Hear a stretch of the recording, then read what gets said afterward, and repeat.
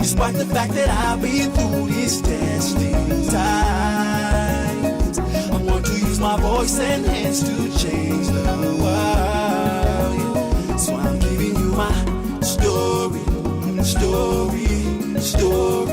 To God I give the glory. So I'm giving you my story.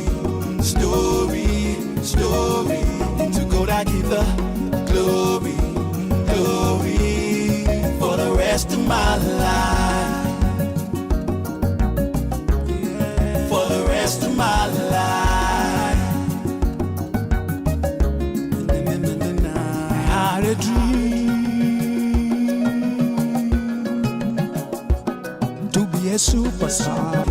Story. To God I give the glory. So I'm giving you my story. To God I give the glory. History is full of accounts where the chief priest is murdered by the secular chief who has the power of the sword.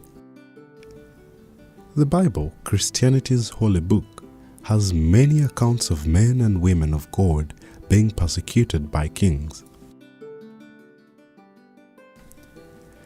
The story of Jesus Christ revolves around a plot of earthly men of power to kill him and how they finally succeeded in their heinous crime. In Uganda, religious martyrdom is as ancient as the country itself. The country's most famous civil holiday is marked on the day Christians were burnt alive on orders of Kabaka Mwanga in the late 19th century. History was to repeat itself 100 years later when President Idi Amin, the country's absolute ruler, accused the Archbishop of Anglican Church of Uganda, Archbishop Janan Luwum, of high treason. In an open-air assembly of soldiers, civil servants, diplomats, the press and clergy, so-called witnesses, presented evidence of the Archbishop's conspiracy to overthrow the government of Field Marshal Amin. At the end of the accusations, Amin's Vice President General Mustafa Adrisi asked the crowd as what should be done to the culprit, and soldiers in the crowd chorused, "Wuwa yeye, wuwa yeye," which is Swahili for "kill him, kill him." Amin, at a press conference held later, distanced himself from the kangaroo court.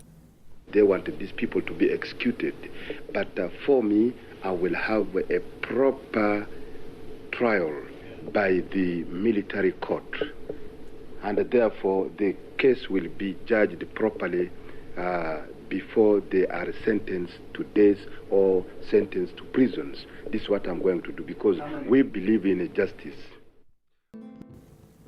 But the Archbishop died mysteriously shortly afterwards. One Major Okello Safi, in an interview with the press immediately after his death was announced, claimed the Archbishop and the two condemned ministers, Oboth Ofumbi and Erunayo Oriema, tried to escape by grabbing the steering wheel as he drove. Consequently, the car in which they were traveling crashed into an oncoming vehicle. 38 years after these horrifying events, the government of Uganda pronounced the Archbishop a national hero. The day he died was declared a national holiday. These events, which are often recounted by historians and politicians, now form a major epoch in the history of the country. Students of journalism at Uganda Christian University reenacted these events into this docudrama. Angela, a journalist for a mock newspaper, is assigned to investigate the lives and events of the key players leading up to the death of the Archbishop. The assignment is titled The Luwum Story.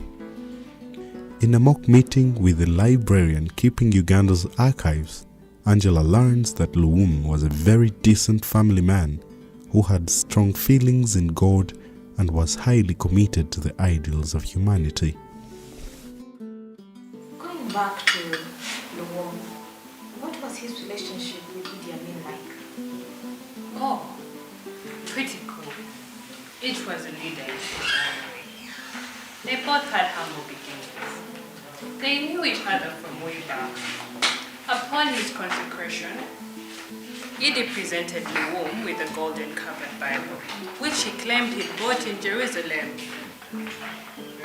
But Luwum was a determined Christian, ready to sacrifice himself for his flock. Luwum was a man who was cocksure of his Christian mission. He also did not like to glorify himself. He used to stand in lines to buy essential commodities like sugar, soap, and soap. You know, VIPs were issued with special cards which they would show at shops in order to purchase essential commodities. One time, a permanent secretary arrived late at work, and he found the Archbishop waiting in line. He tried to usher him in, but do you know what the good man said? He pointed to a woman who was sat in a corner and said, "She was here before me." Things came to a head when killings and disappearances of people escalated. Luwum never feared to put in his protest about these goings-on to the authorities. People disappeared from offices and the open street, but the most risky places were the bars and nightclubs where Amin's Secret Service operatives often harassed the patrons and the entertainers. Young man, why are you overlooking at me? The next time you come to the bar, buy your beers, drink, and walk away. Do not overlook at people. Watch your eyes.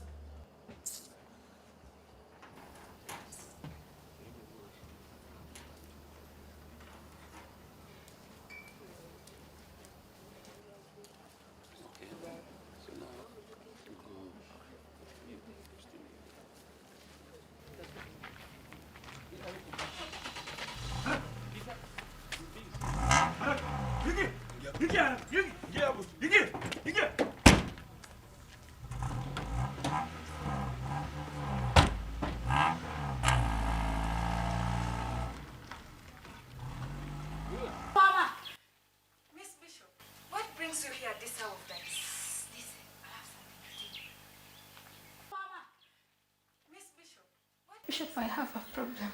My husband was taken last night by unknown people. I don't know where to find him. What sort of man was Idi Amin?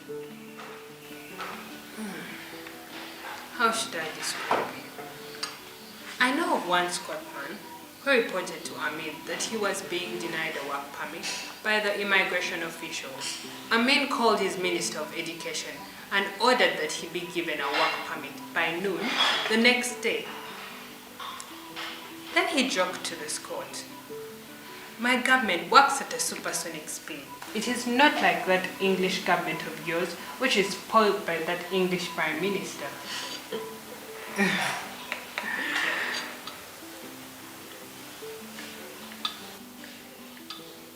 And so, Amin liked his orders carried out immediately. That is how we got color television. Uganda television used to broadcast in black and white. But when Amin hosted the OAU summit in Uganda, he ordered that color television equipment be brought in immediately. His Minister of Information was called and color television equipment was flown in almost overnight. That is how he built Mpoma and Obachi Earth satellites and many other developmental things that he managed to accomplish. That is how he chased the Asians from Uganda within just 30 days. And that is how he launched his economic war. Amin must have been a serious man. Oh, don't get carried away by his economy. He also liked to have a good time on the side. Oh, he was a jolly fellow. A jolly fellow, my daughter. But very deceptive. Very deceptive.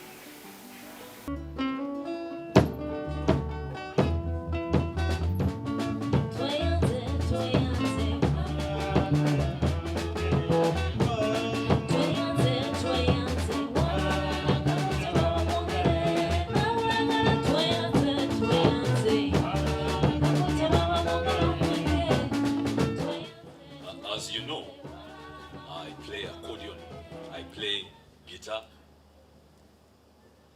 I play adungu. I'm also a sportsman.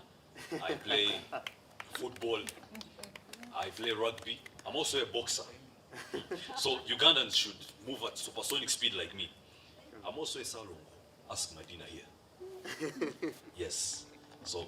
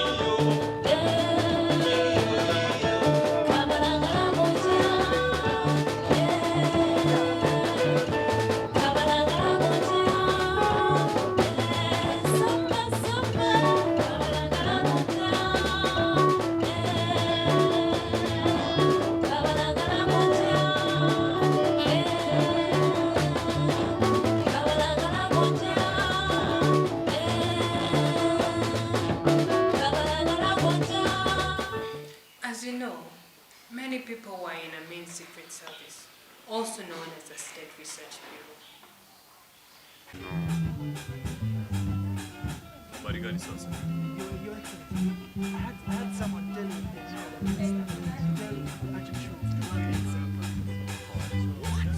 Now, tell me now exactly what you say. That you are playing him like you can't play from the mouth and finally you're going to get it. You have done so well. You love your country. Mariana, mwambie huyu wake up the great tabia. Kwa hii ni mtu mzuri sana.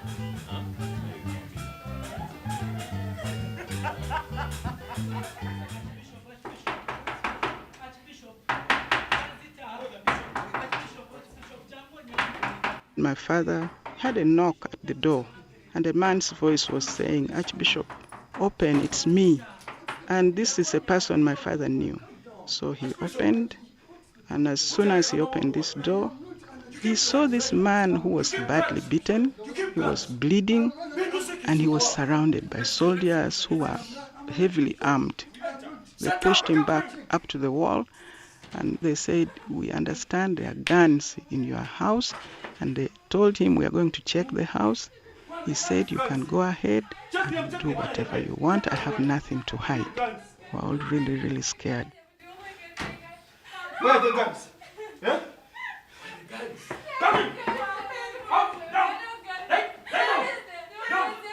All that happened in one night.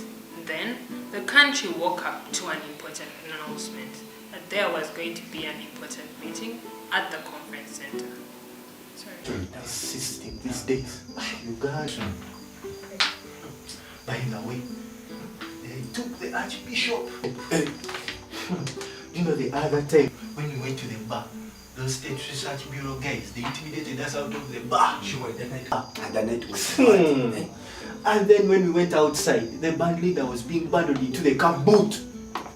And I am sure to his certain death. And then I remember my grandfather telling me that we shouldn't celebrate this man in school. That he won't behave any different from his predecessor. Of course, that's the way he's behaving now. Have you heard the news? No. Which news? That bishop died in a car accident. Are you serious? Are you They were trying to serious? escape. Well, we shall hear more later on. Do you still have your location? The other day, I think called issue. Where is this country going? Have any sugar. I told you. Well, I'll go to Mohammed's. His brother-in-law works in foods and beverages. He never misses having these essential things. How do you tell me? Really scared. It's a spy. That guy is a spy. Spy. In your opinion, was it worthwhile for one to give one's life for the sake of all those in this country? I do not know. So many people have died for justice, the truth, and freedom. And at the same time, so many people have taken advantage of the martyrdom of others.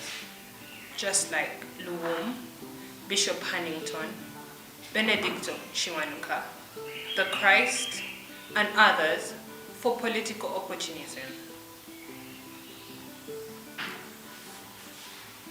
I wonder what must have become of Luwum's family. It must have cost them a lot. I think his death brought to the realization of the rest of the world that things have really got out of hand in Uganda. Because before that, I don't think people believed us. And personally, I believe it was my father's blood that brought change in Uganda. The Lord has made his plans. He has guided and provided through my deepest testing times. And I believe I will make it to my dreams if I stick to my adungu while I use my voice to sing. So I'm giving you my story for those of you that know me. I'm telling you, it only takes you time to get to where you want to be in life, and to God I give the glory. I'm happy now and jolly, despite the fact that I've been through this testing times. I want to use my voice and hands to change the world, yeah. So I'm giving you my story, story, story.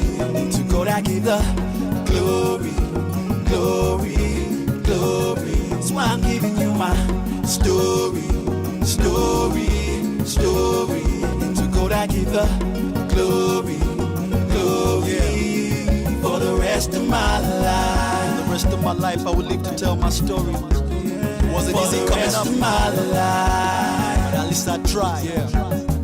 Listen, when my parents broke up, like the end of a fight, felt like the end of my light. I was lost in the blow, and when I tried to get up, I was short of a sight, only hoping one might, but I was doubting for sure. So I turned to the world and started living reckless. Little did I know, denial got acquainted like this. I started writing down my thoughts while I turned them to songs, and at any ceremony I would beg to perform. But at the back of my mind I had this one question. This one question was the root cause to my aggression. I asked myself, why would an artist suffer the part to paint a picture of an art that was cut from his heart for less appreciation? And when I went to sleep that night, the Lord told me in a dream, stick to that mic.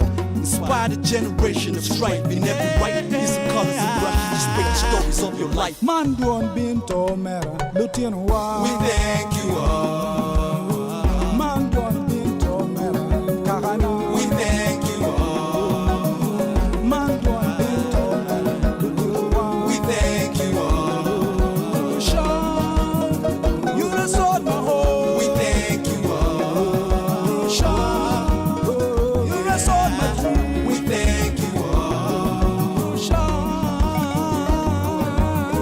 we thank you all. Sean, we thank you all. This is a message to all the war victims in the world. We thank you. You can still be a superstar. Live your dream. We thank you. TV, the radio stations, and see to